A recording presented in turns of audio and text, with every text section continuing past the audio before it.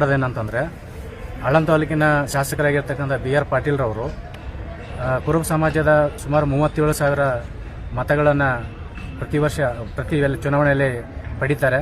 ಸಿದ್ದರಾಮಯ್ಯನ ಆತ್ಮೀಯ ಗೆಳೆಯ ಅಂತ ಹೇಳ್ತಾರೆ. ಇಲ್ಲಿವರೆಗೂ ಒಂದು ತಾಲೂಕಾ ಪಂಚಾಯತ್ ಮೆಂಬರ್ ಮಾಡಿಲ್ಲ, ಒಂದು ಜಿಲ್ಲಾ ಪಂಚಾಯತ್ ಮೆಂಬರ್ ಮಾಡಿಲ್ಲ, ಅಥವಾ TDBದು ಮಾಡಿಲ್ಲ, ಸೊಸೈಟಿ ನಿಗಮ ಮಂಡಳಿದು ಮಾಡಿಲ್ಲ, ಅಥವಾ ಯೂನಿವರ್ಸಿಟಿ ಸೆನೆಟ್ ಮೆಂಬರ್ ಸಹಿತ ಮಾಡಿಲ್ಲ, ಅಥವಾ ಅಗ್ರಿಕಲ್ಚರ್ ಯೂನಿವರ್ಸಿಟಿ, ಗುಲ್ಬರ್ಗಾ ಯೂನಿವರ್ಸಿಟಿ ಬರ್ತಕ್ಕಂಥ ಯಾವುದಾದ್ರೂ ನಾಮನಿರ್ದೇಶನ ವ್ಯಕ್ತಿಗಳನ್ನು ನೇಮಕ ಮಾಡುವಲ್ಲಿ ಕುರುಬ ಸಮಾಜಕ್ಕೆ ಸಂಪೂರ್ಣವಾಗಿ ಅಲಕ್ಷ್ಯ ಮಾಡಿದ್ದಾರೆ. ಅದಲ್ಲದೆ ಇವತ್ತು ಕನಕ ಭವನ ನಿರ್ಮಾಣದಲ್ಲಿ ಕೂಡ ಅಸಡ್ಡೆ ಭಾವನೆಯನ್ನು ತೋರಿಸ್ತಾ ಇದ್ದಾರೆ.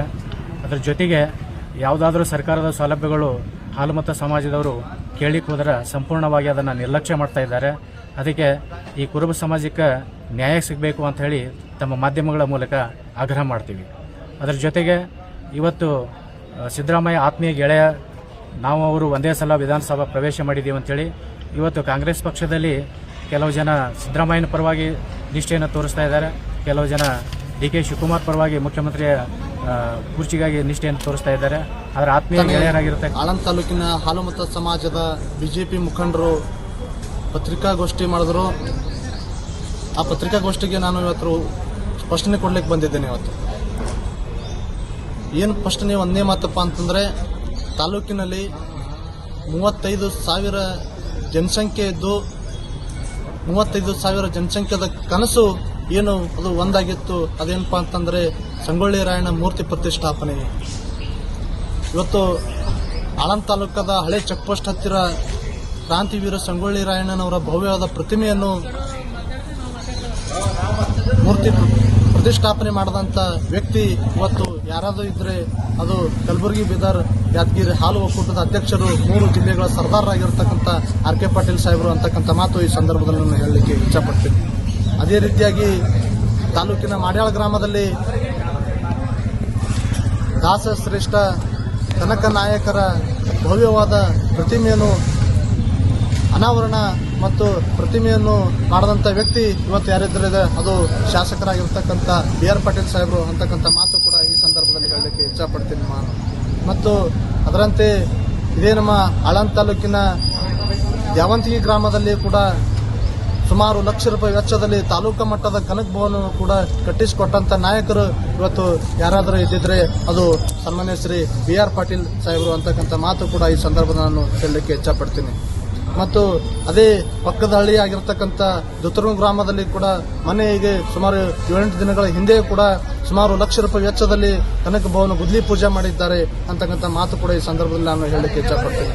ಮತ್ತು ಅದರಂತೆ ತಾಲೂಕಿನ ಮಾದನಿಪುರ ಗ್ರಾಮದಲ್ಲಿ ಕೂಡ ಸುಮಾರು ಲಕ್ಷ ರೂಪಾಯಿ ವೆಚ್ಚದಲ್ಲಿ ಇವತ್ತು ಕನಕ ಭವನ ಮಂಜೂರು ಮಾಡಿ ಗುದ್ಲಿ ಪೂಜೆ ಮಾಡಿದ್ದಾರೆ. ಮತ್ತು ನಮ್ಮ ಹಾಲುಮತ ಸಮುದಾಯದ ಹಿರಿಯ ಮುಖಂಡರಾಗಿರ್ತಕ್ಕಂಥ ಈರಣ್ಣಬಾಬಾ ಜಳಕಿ ಅವರನ್ನು ಕೂಡ 3ನೇ ಬಾರಿ ಇವತ್ತು KMF ನಿರ್ದೇಶಕರಾಗಿ ಇವತ್ತು ಕೆಲಸ ಮಾಡ್ತಾ ಇದ್ದಾರೆ. ಅದನ್ನು ಕೂಡ ಇವತ್ತು ಸಂತೋಷ. ನಮ್ಮ ಸಮಾಜದ ಹಿರಿಯ ಮುಖಂಡರು ಅಂತಕ್ಕಂಥ ಮಾತು ಕೂಡ ಈ ಸಂದರ್ಭದಲ್ಲಿ ನಾನು ಹೇಳಲಿಕ್ಕೆ ಇಚ್ಛಪಡ್ತೀನಿ.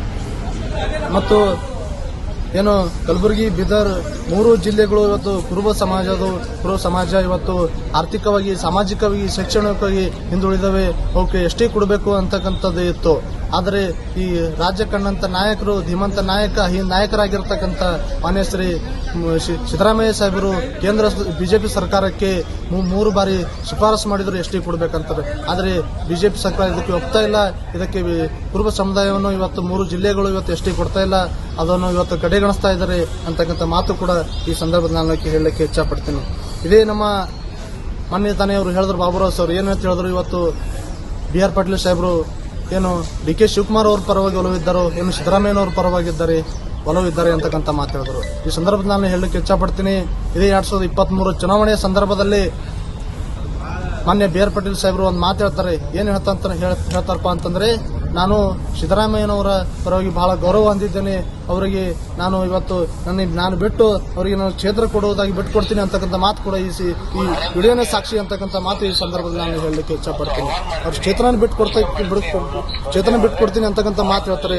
ಅಂಥವ್ರು ಇವತ್ತು BR ಪಾಟೀಲ್ ಸಾಹೇಬರು ಸಿದ್ದರಾಮಯ್ಯನವರ ಪರವಾಗಿ ಅಷ್ಟು ಒಲವು ಹೊಂದಿದ್ದಾರೆ, ಅಷ್ಟು ಗೌರವ ಕಾಳಜಿ ಹೊಂದಿದ್ದಾರೆ ಅಂತಕ್ಕಂಥ ಮಾತು ಕೂಡ ಈ ಸಂದರ್ಭದಲ್ಲಿ ನಾನು ಹೇಳಲಿಕ್ಕೆ ಇಚ್ಛಪಡ್ತೀನಿ ನಾನು.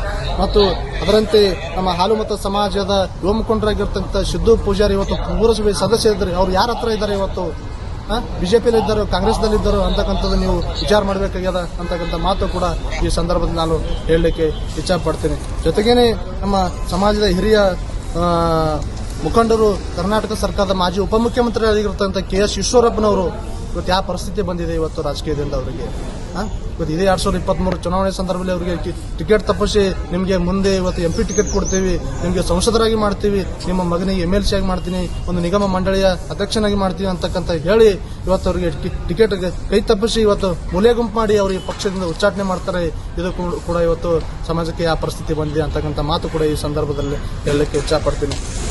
ಮತ್ತು ನಮ್ಮ ತಾಲೂಕಿನ ಕಡಗಂಚಿ ಗ್ರಾಮದ ಹಿರಿಯ ಮುಖಂಡರಾಗಿದ್ದ ಶಿವಪುತ್ರ ಬಾಬಾ ಕೊಟ್ರಕಿ ಅವರನ್ನು ಇವತ್ತು ಬುಸ್ನೂರು ಸಕ್ಕರೆ ಕಾರ್ಖಾನೆಗೆ 2ನೇ ಬಾರಿಗೆ ಟಿಕೆಟ್ ಕೊಟ್ಟು ಇವತ್ತು ಗೆಲ್ಲಿಸ್ತಕ್ಕಂಥ ಕೆಲಸ ಇವತ್ತು BR ಪಾಟೀಲ್ ಮತ್ತು RK ಪಾಟೀಲ್ ಸಾಹೇಬರು ಮಾಡ್ತಕ್ಕಂಥ ಕೆಲಸ ಮಾಡ್ತಾ ಇದ್ದಾರೆ. ಮತ್ತು ಇದೇ ಅಲ್ಲದೆ ಇನ್ನೂ ಬಹಳಷ್ಟಿದೆ. ಇವತ್ತು ಹೇಳಬೇಕಂದ್ರೆ ಇವತ್ತು ದಿನ ಸಾಲಲ್ಲ ಅಂತಕ್ಕಂಥ ಮಾತು ಕೂಡ ಈ ಸಂದರ್ಭದಲ್ಲಿ ಹೇಳ್ತೀನಿ. ಯಾವಾಗಲೂ ಕೂಡ RK ಪಾಟೀಲ್ ಸಾಹೇಬರು ಆಗಿರ್ಬೋದು, BR ಪಾಟೀಲ್ ಸಾಹೇಬರು ಆಗಿರ್ಬೋದು, ಇವತ್ತು ಸಮಾಜದ ನಮ್ಮ ಹಾಲುಮತ ಸಮಾಜದ ಪರವಾಗಿ ಅಪಾರ ಕಾಳಜಿ, ಅಪಾರ ಗೌರವ ಹೊಂದಿರತಕ್ಕಂಥ ವ್ಯಕ್ತಿ ಇವತ್ತು ತಾಲೂಕದಲ್ಲಿ ಯಾರಾದರೂ ಇದ್ರೆ ಅದು RK ಪಾಟೀಲ್ ಮತ್ತು BR ಪಾಟೀಲ್ ಸಾಹೇಬರು ಅಂತಕ್ಕಂಥ ಮಾತು ಈ ಸಂದರ್ಭದಲ್ಲಿ ನಾನು ಹೇಳಲಿಕ್ಕೆ ಇಚ್ಛಪಡ್ತೀನಿ. ಇವತ್ತು ಚುನಾವಣೆಯ ಸಂದರ್ಭದಲ್ಲಿ BR ಪಾಟೀಲ್ ಸಾಹೇಬರು ಇವತ್ತು ಹೆಂಗಪ್ಪ ಅಂದ್ರೆ ಹಾಲು ಕೆಟ್ಟರೆ ಕೆಡಬಹುದು, ಆದರೆ ಹಾಲು ಮತ್ತೆ ಎಂದೂ ಕೆಡುವುದಿಲ್ಲ ಅಂತಕ್ಕಂಥ ಮಾತು ಹೇಳಿ ಇವತ್ತು ಈ ಟಿಕೆಟ್ ನಾಮಪತ್ರ ಸಲ್ಲಿಸುವ ವೇಳೆಯಲ್ಲಿ ಇವತ್ತು ಕುರುಬರಿಗೆ ಜೊತೆಯಲ್ಲಿ ಒಯ್ದು ಇವತ್ತು ನಾಮಪತ್ರ ಸಲ್ಲಿಸುವಂತ ವ್ಯಕ್ತಿ ಇವತ್ತು ತಾಲೂಕದಲ್ಲಿ ಇವತ್ತು ಕರ್ನಾಟಕದಲ್ಲಿ ಇರುವಂತಹ ವ್ಯಕ್ತಿ ಯಾರಾದರೂ ಇದ್ರೆ ಅದು